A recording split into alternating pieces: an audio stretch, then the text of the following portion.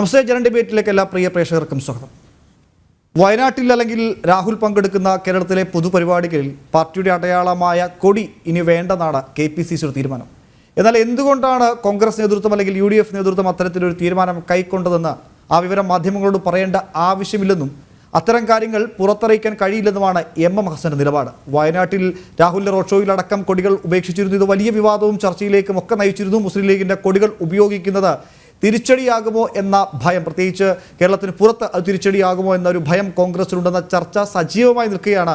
വയനാട് മണ്ഡലത്തിൽ ഒരു കൊടിയും വേണ്ടെന്ന UDFന്റെ തീരുമാനം. ഇതാദ്യമായല്ല കോൺഗ്രസ് നേതൃത്വത്തിന് ലീഗിനോട് ഇത്തരത്തിൽ ഇഷ്ടക്കേടുണ്ടാകുന്നത്. പരസ്യമായി ഒപ്പം ചേർത്ത പാർട്ടിയുടെ കൊടി ഉയർത്താൻ കഴിയില്ലെങ്കിൽ മുസ്ലിം ലീഗിനെ കോൺഗ്രസ് എന്തിനാണ് കൂടെ കൂട്ടുന്നത്? ഈ വിഷയമാണ് ഇന്ന് ജനൻ ഡിബേറ്റ് പരിശോധിക്കുന്ന. ചർച്ചയിൽ BJP പ്രതിനിധി advocate VP Padmanabhan, N Sreekumar രാഷ്ട്രീയ നിരീക്ഷകനൊപ്പം ഡോക്ടർ B ജയരാജ് എന്നിവരെയാണ് ചർച്ചയിൽ അതിഥികളായി പ്രതീക്ഷിക്കുന്നത്. ആദ്യം അഡ്വക്കേറ്റ് VP പത്മനാഭൻ തന്നെ ഈ ചർച്ച ആരംഭിക്കാനാണ് ഞാൻ ആഗ്രഹിക്കുന്നത്. വയനാട്ടിൽ ഇതാദ്യമായല്ല ഇത്തരത്തിൽ കോൺഗ്രസ് മുസ്ലിം ലീഗിൻ്റെ കൊടി ഉപേക്ഷിക്കുന്നത്. ഇത്തവണ ഒരു പടി കൂടി കടന്ന് മുസ്ലിം ലീഗിൻ്റെ എന്നല്ല ആരുടെയും കൊടി വേണ്ട, വളരെ തന്ത്രപരമായൊരു നീക്കമാണ് കോൺഗ്രസിൻ്റെ ഭാഗത്തുനിന്നുണ്ടായത്. പറയാൻ പലവിധ ന്യായീകരണങ്ങളുണ്ട്. അവിടെ പുതിയ തന്ത്രം, രമേശ് ചെന്നിത്തല പറഞ്ഞത് കൊടിയൊക്കെ പണ്ടത്തെയാണ്, ഇപ്പോൾ പുതിയ സാങ്കേതിക വിദ്യകളെങ്കിൽ പുതിയ മാർഗ്ഗങ്ങളാണ് തിരഞ്ഞെടുപ്പ് പ്രചാരണ പരിപാടികൾക്ക് തങ്ങൾ ഉപയോഗിക്കുന്നത്, അതുകൊണ്ടാണ് കൊടി ഉപേക്ഷിച്ചത്. അങ്ങനെ പല ന്യായങ്ങൾ പറയുമ്പോഴും മുസ്ലിം ലീഗിൻ്റെ കൊടി ഒപ്പം ചേർക്കാൻ കോൺഗ്രസിന് എന്തോ ഒരു ഭയമുള്ള പോലെ. ഇതാദ്യമായല്ല, ഈ വയനാട് തെരഞ്ഞെടുപ്പിൽ മാത്രമല്ല, ഏതാനും വർഷങ്ങൾക്ക് മുമ്പാണെങ്കിൽ തലസ്ഥാനത്ത്, ഞാൻ മനസ്സിലാക്കുന്ന തലസ്ഥാനത്തെ UDFന്റെ ഒരു പരിപാടിക്ക് മുസ്ലിം ലീഗിൻ്റെ കൊടിയുമായി എത്തിയ മുസ്ലിം ലീഗ് പ്രവർത്തനോട് അന്നത്തെ കോൺഗ്രസ് നേതാക്കൾ, പ്രാദേശിക കോൺഗ്രസ് നേതാക്കൾ ഇതുകൊണ്ടങ്ങ് പാകിസ്ഥാനിൽ കെട്ടിയാൽ മതിയെന്ന് ആക്രോശിച്ച സംഭവങ്ങളൊക്കെ കേരളം ചർച്ച ചെയ്തതാണ്. അതുകൊണ്ട് ഇതാദ്യമായല്ല ഇത്തരത്തിലൊരു ഒരു വിയോജിപ്പ് അല്ലെങ്കിൽ ഒരു എതിർപ്പ് കോൺഗ്രസിന് മുസ്ലിം ലീഗിൻ്റെ കൊടിയോട് ഉണ്ടാകുന്നത്. ശ്രീ പത്മനാഭൻ എങ്ങനെ പ്രതികരിക്കുന്നതിനോട്? അല്ല, ഞാനിതിനെ കാണുന്നത് സംഘപരിവാർ പ്രസ്ഥാനങ്ങളുടെ വിജയമായിട്ടാണ്, BJPയുടെ വിജയമായിട്ടാണ്. കാരണം 1960-കളിൽ ശ്രീ CH മുഹമ്മദ് കോയ കേരളത്തിലെ സ്പീക്കറായി. അതായത് ആദ്യമായി ലീഗിന് ലഭിക്കുന്ന ഒരു അധികാര സ്ഥാനമാണ് സ്പീക്കർ സ്ഥാനം. അന്ന് CH മുഹമ്മദ് കോയ സ്പീക്കറാവാൻ അദ്ദേഹത്തോട് ആ സ്പീക്കറായി തെരഞ്ഞെടുത്തിട്ട് അവിടെ കയറി ഇരിക്കുമ്പോൾ തൊപ്പി ഊരണമെന്ന് പറഞ്ഞു. മുസ്ലിം ലീഗിന്റെ തൊപ്പി ഊരാൻ പറഞ്ഞു. അങ്ങനെ തൊപ്പി ഊരിച്ചിട്ടാണ് അങ്ങോട്ട് സ്പീക്കറായി ഇരുന്നത്. അന്ന് ആ അവസ്ഥയിൽ നിന്നുള്ള ലീഗ് പിന്നെ മെച്ചപ്പെട്ട് വിദ്യാഭ്യാസ വകുപ്പ് കിട്ടി, സ്ഥിരമായി PWD വകുപ്പ് കിട്ടാൻ തുടങ്ങി, തദ്ദേശ സ്വയംഭരണ സ്ഥാപന വകുപ്പ് സ്ഥിരമായി കിട്ടാൻ തുടങ്ങി. പിന്നെ അവര് CH മുഹമ്മദ് കോയ 10-28 ദിവസം കേരളത്തിന്റെ മുഖ്യമന്ത്രിയായി. പിന്നെ ലീഗ് UDFനെ നിയന്ത്രിക്കാൻ തുടങ്ങി. കോൺഗ്രസ് വലിയ പാർട്ടിയാണെങ്കിലും കാര്യങ്ങൾ ലീഗ് തീരുമാനിക്കാൻ തുടങ്ങി. പിന്നെ 5ാം മന്ത്രി സ്ഥാനമായി, ചീഫ് വിപ്പായി. അങ്ങനെ ലീഗ് UDFനെ നിയന്ത്രിക്കുന്ന ഒരു സാഹചര്യം എത്തി. അവിടെ നിന്നും ഇന്ന് ലീഗിന്റെ കൊടി ഇവിടത്തെ ടെലിവിഷൻ ചാനലുകളും പത്രമാധ്യമങ്ങളുടെ ഫോട്ടോഗ്രാഫർമാരുടെ ക്യാമറയ്ക്ക് മുമ്പിൽ കാണിക്കാൻ പറ്റാത്ത അവസ്ഥയിൽ എത്തിച്ചു. അതെന്താ കാര്യം? ഈ കൊടി പിടിച്ചുകൊണ്ട് മുസ്ലിം ലീഗിന്റെ പ്രവർത്തകരും UDFകാരും രാഹുൽ ഗാന്ധിക്ക് വേണ്ടിയോ അല്ലെങ്കിൽ മറ്റേതെങ്കിലും ആവശ്യത്തിനു വേണ്ടിയോ ദേശീയ ശ്രദ്ധ ആകർഷിച്ചേക്കാവുന്ന ഒരു പരിപാടിയിൽ പങ്കെടുത്താൽ അത് ഇന്ത്യ മുഴുവൻ റിപ്പോർട്ട് ചെയ്യപ്പെടും. അപ്പൊ ലീഗിന്റെ കൊടി കണ്ടാൽ ഇന്ത്യയിലെ പല ഭാഗങ്ങളിലും അലർജിയാണ്. ഇത് ലീഗ് എന്ന് പറയുന്നത് അവരുടെ ശ്രീ പത്മനാഭന്റെ സാങ്കേതിക പ്രശ്നം എന്തോ ഉണ്ടെന്നാണ് മനസ്സിലാക്കുന്നത്. ശ്രീ N ശ്രീകുമാർ, ഇത് നേരത്തെ സൂചിപ്പിച്ചത് ആദ്യമായല്ല ഇത്തരത്തിൽ മുസ്ലിം ലീഗിൻ്റെ കൊടിയോട് മുസ്ലിം ലീഗിനോട് കോൺഗ്രസിന് ഇത്തരത്തിൽ ഒരു നയവ്യത്യാസം ഉണ്ടാകുന്നത് അല്ലെങ്കിൽ താല്പര്യക്കുറവ് തോന്നുന്നത്. ഈ പുറത്തു പറയുന്ന പോലെ ഇപ്പം MM ഹസനൊക്കെ പറഞ്ഞ പോലെ അത് ഉള്ളിലുള്ള കാര്യമാണ്, പുറത്തു പറയേണ്ട കാര്യമില്ല. ഒരു കൊടിയും ഉപയോഗിക്കുന്നില്ല, എല്ലാ കൊടിയും ഞങ്ങൾ ഉപേക്ഷിക്കുകയാണ്, അത് എല്ലാ കാര്യങ്ങളും അങ്ങനെ മാധ്യമങ്ങളോട് വിശദമായി പറയാൻ സാധിക്കില്ലെന്ന്. എന്നാലും എന്തുകൊണ്ടാവും ആ ഒരു നിലപാടിലേക്ക് കോൺഗ്രസ് നേതൃത്വം എത്തിയിട്ടുണ്ടാവുക? മുസ്ലിം ലീഗിന്റെ കൊടിയോട് കോൺഗ്രസിന് വിരോധമാണെന്ന് നിങ്ങൾക്ക് എവിടുന്നാ വാർത്ത കിട്ടിയത്? UDF എന്ന സംവിധാനത്തില് 2ാം കക്ഷിയായ മുസ്ലിം ലീഗിന്റെ കൊടിയും കോൺഗ്രസിന്റെ കൊടിയും ഒക്കെ കൂട്ടിക്കെട്ടിയിട്ടാണ് ഇത്രയും കാലം ഇവിടെ കോൺഗ്രസും UDF ഒക്കെ ഭരിച്ചത്. പ്രതിപക്ഷത്തിരിക്കുമ്പോഴും അങ്ങനെ തന്നെയാണ്. ഏത് കാലത്തും UDFന്റെ കൊടികളിൽ ഏതൊക്കെ കക്ഷികളാണോ ഉള്ളത് ആ കക്ഷികളുടെ എല്ലാം കൊടി കൂട്ടിക്കെട്ടും. അതൊരു സമ്മേളനത്തിന്റെ ഭാഗമായിട്ട് അത് കൂടുതൽ അത് വ്യാപരിക്കാറുണ്ട്. കൂടുതൽ അത് കൂടുതൽ സ്ഥലങ്ങളിലേക്ക് കൊടികൾ എത്തിക്കാറുണ്ട്, കെട്ടാറുണ്ട്, ഉയർത്താറുണ്ട്. തെരഞ്ഞെടുപ്പ് രംഗം വരുമ്പോൾ അവിടെ ജയമാണ് പ്രധാനം, വോട്ടാണ് പ്രധാനം. വോട്ട് ചെയ്യേണ്ട ഘട്ടത്തിൽ കേരളത്തിലെ ഏതെങ്കിലും വീടുകളിൽ UDF പ്രവർത്തകരോ LDF പ്രവർത്തകരോ എന്തൊരു BJP പ്രവർത്തകർ പോലും എത്തിയാൽ അവരുടെ കൊടിയും പിടിച്ചൊന്നും നടക്കാറില്ല. ഒരു കൊടിയുമില്ലാതെയാണ് പ്രവർത്തകർ സ്ലിപ്പ് കൊടുക്കാനാണെങ്കിലും അല്ലെങ്കിൽ വോട്ട് അഭ്യർത്ഥിക്കാനാണെങ്കിലും സ്ഥാനാർത്ഥികളുടെ അഭ്യർത്ഥന കൊടുക്കാനാണെങ്കിലും വീട്ടിലെത്തുന്നത്. ഏതെങ്കിലും സ്ഥലത്ത് കൊടികൾ പിടിച്ചു രാഷ്ട്രീയ പാർട്ടി പ്രവർത്തകർ കൊടി പിടിച്ചുകൊണ്ട് തെരഞ്ഞെടുപ്പ് പ്രവർത്തനം നടത്തുന്നത് നിങ്ങൾ കണ്ടിട്ടുണ്ടോ? ഇല്ല. പിന്നെ എന്തിനാ ചർച്ചയാക്കുന്നത്? എന്തിനാ? അപ്പൊ ചർച്ചയാക്കുന്നതിൽ ആർക്കെങ്കിലും എന്തെങ്കിലും ദുരുദ്ദേശമാണെന്നല്ലാണ്ട് അതിന് ഉത്തരവില്ല. ശ്രീകുമാർ, കഴിഞ്ഞ തവണ രാഹുൽ വയനാട്ടിൽ വന്നപ്പോൾ ഈ പറഞ്ഞ തത്വങ്ങളൊന്നും അവിടെ കണ്ടില്ല. ചുരമിറങ്ങി ഇങ്ങ് വടകരയിൽ വന്നാൽ അവിടെയും ഈ തത്വങ്ങളൊന്നുമില്ല. മറ്റെവിടെയൊക്കെയാണോ കോൺഗ്രസ് സ്ഥാനാർത്ഥികൾ മത്സരിക്കുന്നത് അവിടെ ഒന്നും ഈ താങ്കൾ പറഞ്ഞ തത്വങ്ങളൊന്നും നിലവിലില്ല.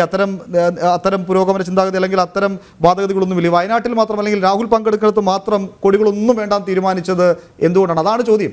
ഈ താങ്കൾ പറഞ്ഞ പോലെ കോൺഗ്രസിന് മുസ്ലിം ലീഗിൻ്റെ കൊടിയോട് ഐത്തമുണ്ടോ അല്ലെങ്കിൽ വിയോജിപ്പുണ്ടോ എന്നത് ഒറ്റപ്പെട്ട സംഭവമല്ല. നേരത്തെ മാനന്തവാടിയിൽ, ഇപ്പോഴല്ല, മാനന്തവാടിയിൽ ജയലക്ഷ്മി മത്സരിച്ച മണ്ഡലത്തിൽ അവിടെ മുസ്ലിം ലീഗ് പ്രവർത്തകരോട് കൊടി ഉയർത്തരുത് എന്ന് പറഞ്ഞത് അന്ന് വലിയ വാർത്തയായിരുന്നു. അത് പിന്നീട് ഈ തലസ്ഥാനത്ത് നെയ്യാറ്റുകരയിലോ മറ്റുമാണെന്നാണ് ഞാൻ മനസ്സിലാക്കുന്നത്. തിരുവനന്തപുരത്തെ നഗരത്തിൽ മുസ്ലിം ലീഗിൻ്റെ പതാക പാകിസ്ഥാനിൽ കൊണ്ടുപോകുള്ളൂ എന്ന് പറഞ്ഞ കോൺഗ്രസ് നേതാവ് അന്നും അത് വലിയ ചർച്ചയായതാണ്.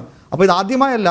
മാത്രമല്ല, നേരത്തെ പറഞ്ഞ പോലെ ചുരമിറങ്ങി താഴെ വരുമ്പോഴൊന്നും ഈ പ്രശ്നങ്ങളൊന്നുമില്ല. വയനാട്ടിൽ മാത്രം എന്തുകൊണ്ട് ഈ പ്രശ്നം? മാത്രമല്ല, ഹസൻ പറഞ്ഞതുപോലെ ഈ കാര്യങ്ങളൊന്നും എല്ലാവരോടും പറയേണ്ട ആവശ്യമൊന്നുമില്ല, എല്ലാം അങ്ങനെ വ്യക്തമാക്കാൻ കഴിയില്ല. ആ വ്യക്തമാക്കാൻ കഴിയാത്ത കാര്യങ്ങൾ എന്താണെന്നാണ് ചോദ്യം.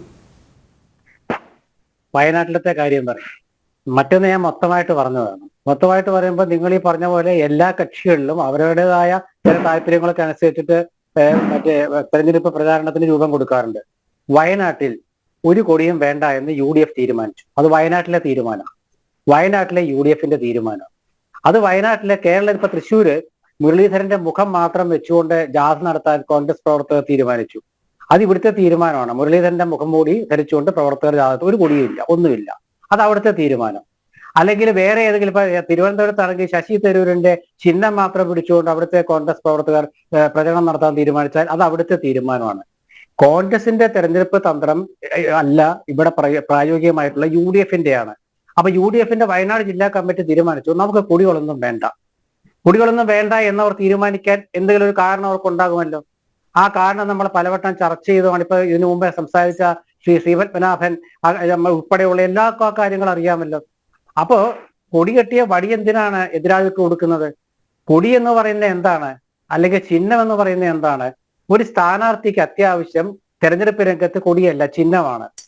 തെരഞ്ഞെടുപ്പ് എന്ന് പറയുന്നത് ജയിക്കാനാണ്. അവിടെ തന്ത്രങ്ങളാണ്, യുദ്ധമാണ് തെരഞ്ഞെടുപ്പ് എന്ന് പറഞ്ഞത്. ഒരു യുദ്ധമാണ്.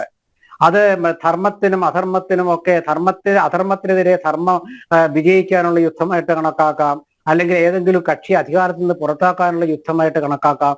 തെരഞ്ഞെടുപ്പ് യുദ്ധം എന്നല്ലേ പറയുന്നത്?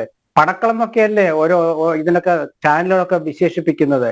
അപ്പൊ അതുകൊണ്ട് അവിടെ യുദ്ധ രംഗത്ത് തന്ത്രത്തിനാണ് പ്രാധാന്യം. വയനാട്ടിലത്തെ UDFന്റെ സാരഥികൾ തീരുമാനിച്ചു അവിടെ കൊടിയൊന്നും വേണ്ട എന്നവർ തീരുമാനിച്ചു. പകരം അവരുടെ ചിഹ്നം ഉയർത്തി കാണിക്കാൻ തീരുമാനിച്ചു. അത് അവരുടെ തീരുമാനം. അതിലിപ്പോ എന്താ തെറ്റുള്ളത്? അത്രയുള്ള കാര്യം. അതിൽ പ്രത്യേകിച്ച് ഒന്നുമില്ല. അവിടെ കോൺഗ്രസിന്റെ ചിഹ്നം കൈപ്പത്തിയാണ്. ആ കൈപ്പത്തി ഉയർത്തി പിടിച്ചുകൊണ്ട് അവർ തെരഞ്ഞെടുപ്പ് രംഗത്ത് വരുന്നു. അത്ര വിശേഷമുള്ളൂ. അവിടെ അല്ലാണ്ട് വേറെ ഒന്നുമില്ല. നിങ്ങൾ വിചാരിക്കുന്ന പോലെ ഒന്നും സംഭവിക്കുന്നില്ല. പിന്നെ ഹസൻ പറഞ്ഞത് തെരഞ്ഞെടുപ്പ് തന്ത്രം പരസ്യം വെക്കാനാണെങ്കിൽ പിന്നെ അതിന് തന്ത്രം എന്ന് പറയേണ്ട കാര്യമില്ലല്ലോ. കോൺഗ്രസ് തന്ത്രം എന്ന് പറയും, CPM കമ്മ്യൂണിസ്റ്റുകളൊക്കെ അടവ് നയം എന്ന് പറയും. അടവ് നയം എന്ന് വെച്ചാൽ അതൊരു അടവാണത്. എന്താ അടവെന്ന് വെച്ചാൽ അതിന്റെ അർത്ഥം എന്താണ്? അടവ്, ആ അർത്ഥം അറിയാമല്ലോ. അടവെന്ന് വെച്ചാൽ അർത്ഥം അറിയാമല്ലോ, സൂത്രപ്പണി. അപ്പോൾ തെരഞ്ഞെടുപ്പ് ജയിക്കാൻ എന്ത് സൂത്രപ്പണിയും രാഷ്ട്രീയ കക്ഷികള് എടുക്കും. അതിപ്പോ BJP എടുക്കില്ലേ? BJP നേതാക്കൾ പ്രസംഗിക്കുമ്പോഴും അല്ലെങ്കിൽ അവിടെ സ്ഥാനാർത്ഥികളെ അവരുടെ പ്രചരണ തന്ത്രമൊക്കെ രൂപം കൊടുക്കുമ്പോൾ നിങ്ങൾ കണ്ടിട്ടില്ലേ എങ്ങനെയാണെന്നുള്ളത്? ഓരോ സ്ഥാനാർത്ഥി ഏതൊക്കെ രീതിയിലാണ് ജയിക്കാനുള്ള മാർഗം. കൊടിയോ ചിഹ്നമോ ഒന്നും ഉപേക്ഷിച്ച് കണ്ടില്ല ശ്രീകുമാർ, അതുകൊണ്ടാണ് ചോദിച്ചത്. അല്ല, കൊടി വേണ്ടെന്ന് അവർ തീരുമാനിച്ചു കാണും വയനാട്ടുകാർ. അവരൊക്കെ ചിഹ്നം മാത്രം ഉയർത്തിപ്പിടിക്കാൻ തീരുമാനിച്ചാണ്. കാരണം ഒരുപാട് ചിഹ്നങ്ങൾ കാണുമ്പോൾ ആ ചിഹ്നം മനസ്സിലേക്ക് പതിയും. ഒരുപാട് കൊടികൾ കാണുന്നതിലും ഭേദമല്ല, വ്യത്യസ്തമായ കൊടികൾ ഇങ്ങനെ കാണുന്നതിലും ഭേദം ഒരൊറ്റ ചിഹ്നം കാണുന്നത്. അല്ലാതെ വയനാട് മണ്ഡലത്തിൽ മാത്രമാണോ ആ തന്ത്രം? അവിടെയാണ് സംശയം. ഞാൻ പറഞ്ഞില്ലെങ്കിൽ വടകരയിൽ വരുമ്പോൾ അവിടെ മുസ്ലിം ലീഗിന്റെ കൊടി പിടിക്കുന്നതിനൊന്നും അവിടെ അത്തരം വിയോജിപ്പുകളൊന്നും കാണുന്നില്ല. അവിടെ എല്ലാ പതാകയും ഉണ്ട് നിങ്ങളുടെ മുന്നണിയിലെ. അത് വയനാട് മാത്രം എന്തുകൊണ്ട് ഇതൊരു പ്രത്യേകത എന്നുള്ളതാണ് ചോദ്യം. ഓക്കെ, നിൽക്കട്ടെ, താങ്കളുടെ വാദഗതി അങ്ങനെയെങ്കിൽ അതവിടെ നിൽക്കട്ടെ. ശ്രീ ഡോക്ടർ ബി ജയരാജ്, ഇത് കോൺഗ്രസിൻ്റെ ഒരു അടവ് നയമാണ്, അടവ് തന്ത്രമാണ്, സൂത്രപ്പണിയാണ് എന്നാണ് അദ്ദേഹത്തിൻ്റെ രാഷ്ട്രീയ നിരീക്ഷകനായ പി ശ്രീകുമാറിൻ്റെ നിരീക്ഷണം. താങ്കൾ എങ്ങനെയാണ് ഇത് നോക്കിക്കാണും? ഇതിനകത്ത് വളരെ കൃത്യമായിട്ട് അറിയാൻ പറ്റും. കാര്യം ഒരു ഈ തീക്കൊള്ളി കൊണ്ട് അടികൊണ്ട പൂച്ചയ്ക്ക് മിന്നാമിനിങ്ങനെ കണ്ടാലും പേടിയാവുമെന്ന് പറഞ്ഞൊരവസ്ഥയാണ് വയനാട്ടിൽ രാഹുൽ ഗാന്ധിയുടെ. കഴിഞ്ഞ പ്രാവശ്യം മുസ്ലിം ലീഗിൻ്റെ ഫ്ലാഗ് യൂസ് ചെയ്തപ്പോൾ അത് വൻതോതിൽ അത് പ്രൊപ്പഗൻഡ ആയെന്ന് വെച്ചാൽ പാകിസ്ഥാൻ്റെ കൊടി ഉപയോഗിക്കുന്നു എന്നൊക്കെയാണ് നോർത്ത് ഇന്ത്യയിൽ അത് പ്രൊപ്പഗേറ്റ് ചെയ്തത്. അപ്പോൾ അത്തരം ഒരു സാധനം ഒഴിവാക്കാൻ വേണ്ടി ആയിരിക്കാം ഒരുപക്ഷെ ഈ കൊടികൾ ഉപയോഗിക്കാൻ. അപ്പം മുസ്ലിം ലീഗിൻ്റെ മാത്രം കൊടി ഉപേക്ഷിക്കാൻ പറ്റത്തില്ല.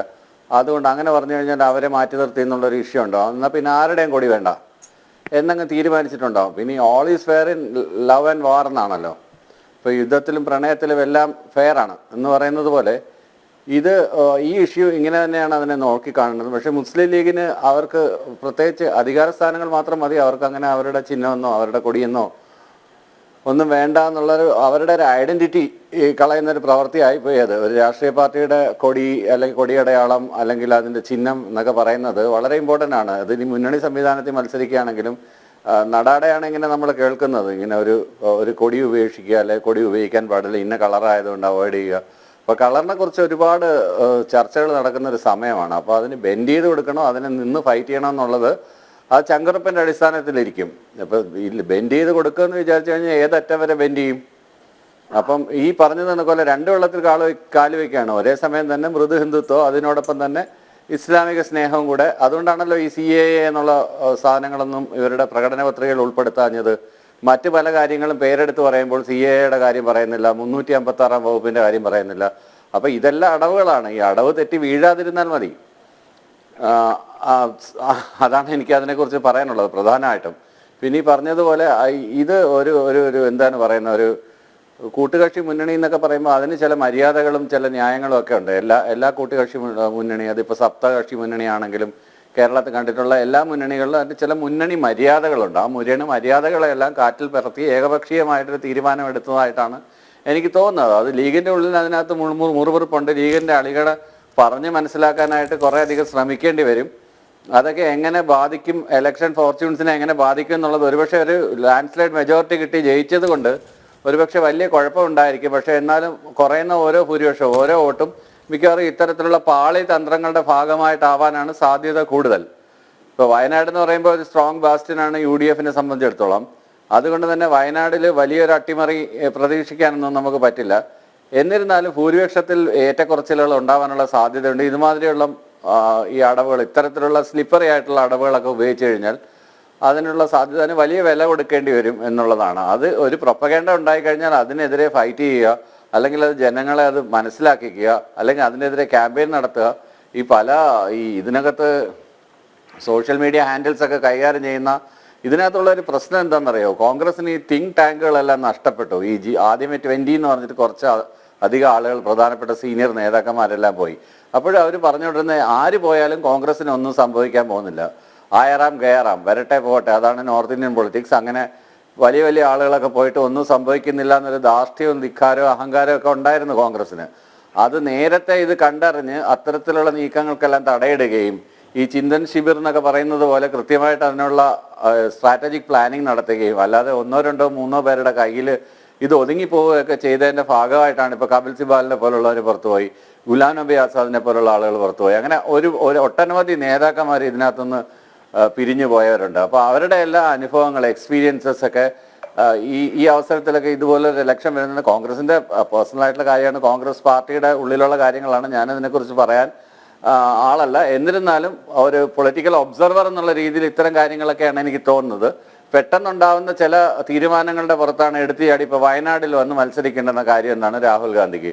കഴിഞ്ഞ തവണ ഓക്കെ, പക്ഷേ ഇത്തവണ വീണ്ടും അവിടെ തന്നെ സിറ്റിംഗ് MP ആയതുകൊണ്ടാണ് മത്സരിക്കുന്നതെന്നൊക്കെ എന്തൊക്കെ ന്യായം പറഞ്ഞാലും സ്ട്രോങ് ആയിട്ട് വേറെ ഏതെങ്കിലും ഒരു മുന്നണി സംവിധാനത്തിൽ മത്സരിക്കുമ്പം വേറെ ഇപ്പോൾ ആനിരാജയെ പോലെ ഒരു സീനിയർ നേതാവ്, അത് ഒരു വനിതാ നേതാവ്, വനിതാ സംവരണത്തെക്കുറിച്ച് എല്ലാവരും സംസാരിക്കുമ്പം ആനിരാജയ്ക്കെതിരെ മത്സരിക്കാൻ പോയത് തന്നെ തെറ്റാണ്. അത് ധാർമ്മികമായിട്ട് ശരിയല്ല എന്നാണ് എൻ്റെ അഭിപ്രായം.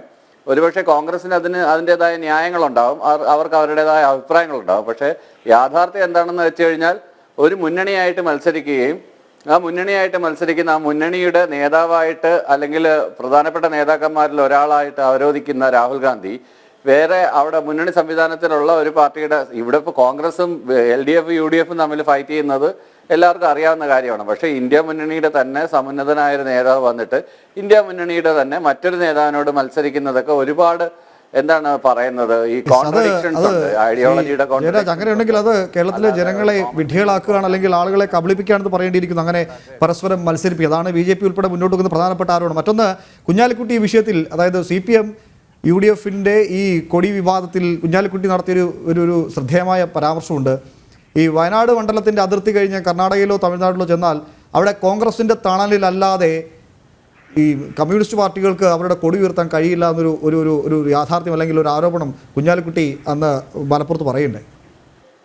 അല്ല, അതൊക്കെ തെറ്റായ ന്യായങ്ങളാണ്. ഇപ്പോൾ ഒരു മുന്നണി സംവിധാനത്തിൽ മത്സരിക്കുന്നതുകൊണ്ടാണ്, അല്ലെങ്കിൽ ഒറ്റയ്ക്ക് മത്സരിച്ചിട്ടില്ല. ഇപ്പോൾ തമിഴ്നാട്ടിൽ പോയാൽ തന്നെ കോൺഗ്രസിന്റെ പിന്തുണ ഇല്ലാതെ തന്നെ മത്സരിച്ചില്ലേ, കോയമ്പത്തൂരിൽ നിന്ന് മത്സരിച്ചിട്ടില്ലേ, അല്ലെ പല സ്ഥലങ്ങളിൽ നിന്ന് സീറ്റുകൾ വന്നിട്ടില്ലേ. ഒരു ഘട്ടത്തിൽ 66 സീറ്റ് വരെ ഉണ്ടായിരുന്നതാണല്ലോ. പക്ഷേ മാറിയ രാഷ്ട്രീയ സാഹചര്യങ്ങളുടെ അടിസ്ഥാനത്തിൽ മുന്നണി സംവിധാനമായിട്ട് മത്സരിക്കുന്നുണ്ട്. കേരളത്തിന് പുറത്ത് മുന്നണി സംവിധാനമായിട്ട് മത്സരിക്കുമ്പോൾ ആ മുന്നണി മര്യാദകൾ കീപ്പ് ചെയ്യാനായിട്ട് സാധ്യതയുണ്ട്. അതിപ്പോൾ ഒരാളുടെ തണലിലാണ്, അല്ലെങ്കിൽ ആരെങ്കിലും തന്ന സീറ്റാണ്, ആരുടെ പുറമെ നടന്ന് വാങ്ങിയ സീറ്റാണെന്നൊക്കെ പറയുന്നതിനൊന്നും യാതൊരു അർത്ഥമില്ല. അങ്ങനെയൊന്നും ഇപ്പോൾ BJPക്ക് ശക്തി കുറഞ്ഞൊരു സ്ഥലത്ത് വേറെ അവരുടെ ഒരു സഖ്യകക്ഷിയുടെ കയ്യിൽ നിന്ന് ഒരു സീറ്റ് വാങ്ങുക പറഞ്ഞാൽ അവരുടെ ഇരന്ന് വാങ്ങുകയാണോ? അങ്ങനെയൊന്നും നമുക്ക് പറയാൻ പറ്റില്ലല്ലോ.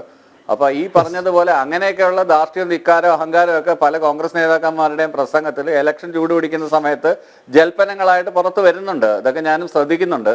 പക്ഷെ അതൊരു നല്ല ലക്ഷണമല്ല. കാരണം എന്ന് വെച്ച് കഴിഞ്ഞാൽ അന്ധമായ മാർക്സിസ്റ്റ് വിരോധമാണ് കൈമുതലായി കോൺഗ്രസ്സുകാർ കൊണ്ടു നടക്കുന്നത്. പക്ഷേ ഒരു കോമൺ മിനിമം പ്രോഗ്രാമിന്റെ പുറത്ത് നാളെ ഈ തെരഞ്ഞെടുപ്പ് കഴിയുമ്പോൾ തെരഞ്ഞെടുപ്പിന്റെ ഫലം ഫേവറബിൾ ആവുമെന്ന് തന്നെയാണ് എൻ്റെ പ്രതീക്ഷ. അങ്ങനെ ഫേവറബിൾ ആവുകയാണെങ്കിൽ ഒരു കോമൺ മിനിമം പ്രോഗ്രാമിന്റെ പേരിൽ ഒരുമിച്ച് നിൽക്കേണ്ടുന്ന ആളുകളാണ്. അപ്പോൾ ഇത്തരത്തിലുള്ള ഇതിന് അടവുകൾ, സ്ലിപ്പറി ആയിട്ടുള്ള അടവുകൾ എന്ന് പറയും. അല്ലെങ്കിൽ ഇതിനകത്ത് പെട്ടെന്ന് ഈ ആക്ടിനെ ഹറി റിപ്പന്റിനെ ഹേസ്റ്റ് എന്നൊക്കെ പറയുന്നത് പോലെയുള്ള ഒരു അവസ്ഥയിലേക്കാണ് കോൺഗ്രസിന്റെ തീരുമാനങ്ങൾ. കാര്യം ഇതിനകത്ത് കോൺഗ്രസ് തിങ്ക് ടാങ്കുകളൊക്കെ എവിടെ പോയി എന്നാണ് എല്ലാവരും അന്വേഷിക്കുന്നത്. മണിശങ്കർ അയ്യരെ പോലുള്ള ആളുകൾ, അങ്ങനെ ഈ 1-2 പേര്, ഇപ്പോൾ ജയറാം രമേശ്, അങ്ങനെയൊക്കെയുള്ള 1-2 പേരിലേക്ക് ഒതുങ്ങിപ്പോയി എന്നുള്ളതാണ് കോൺഗ്രസിന്റെ ദുര്യോഗം. അതിന് ഈ പറഞ്ഞ കണക്കല്ല കൃത്യമായിട്ട് ഈ പറഞ്ഞതുപോലെ ഇവരെല്ലാവരും കൂടെ കൂടിയിരുന്ന ഒരു കമ്മിറ്റി, വർക്കിംഗ് കമ്മിറ്റിയൊക്കെ കൂടുന്ന ഒരു ഫോട്ടോ ഒക്കെ കണ്ടിട്ട് എത്ര നാളായി? ഞാൻ കോൺഗ്രസ്സുകാരനല്ല, എന്നാലും ഞാൻ ചോദിക്കുകയാണ്, എന്തെങ്കിലുമൊക്കെ നടക്കുന്നുണ്ട്, എന്തെങ്കിലുമൊക്കെ തീരുമാനിക്കുന്നുണ്ട് എന്നൊക്കെ ഒരു ധാരണയെങ്കിലും ജനങ്ങളുടെ ഇടയിൽ സ്പ്രെഡ് ചെയ്യാൻ വേണ്ടിയിട്ട് ഒരു വൺ സൈഡറായിട്ടൊരു തീരുമാനം എടുക്കുക, വൺ സൈഡറായിട്ട് എല്ലാവരെയും കൂട്ടിച്ചേർത്തുകൊണ്ട് തീരുമാനം എടുക്കാതിരിക്കുക, ഇങ്ങനെയൊക്കെയുള്ള അന്തഛിദ്രങ്ങളാണ് ദേശീയ നേതൃത്വം എന്നുള്ള രീതിയിൽ കോൺഗ്രസ് നേരിടുന്ന വെല്ലുവിളികൾ. ഇപ്പോൾ കേജ്രിവാളിൻ്റെ കേസ് എടുക്കുകയാണെങ്കിൽ കേജ്രിവാളിനെതിരെ ആദ്യമേ പരാതി കൊടുത്തത് കോൺഗ്രസ് ആണ്. പിന്നീട് കേജ്രിവാൾ പോയപ്പോൾ അഭിപ്രായം മാറ്റി പറയേണ്ടി വന്നു, അകത്ത് പോയപ്പം വേട്ടയാടപ്പെടുന്നു എന്ന് പറയേണ്ടി വന്നു. ഇങ്ങനെ പല പല കോൺട്രഡിക്ഷൻസും ഉണ്ടാവുന്നുണ്ട്. പക്ഷേ നേരത്തെ ചൊവ്വേ ഈ തിങ്ക് ടാങ്ക്സ് എല്ലാം ഇരുന്ന് പ്ലാൻ ചെയ്ത് കാര്യങ്ങൾ, ക്യാമ്പയിനിങ് ഒക്കെ മുന്നോട്ട് നീക്കിയിരുന്നെങ്കിൽ ഇത്തരത്തിലുള്ള ദുര്യോഗമൊന്നും കോൺഗ്രസിനെ തേടി വരില്ലായിരുന്നു എന്ന് തന്നെയാണ് എൻ്റെ അഭിപ്രായം.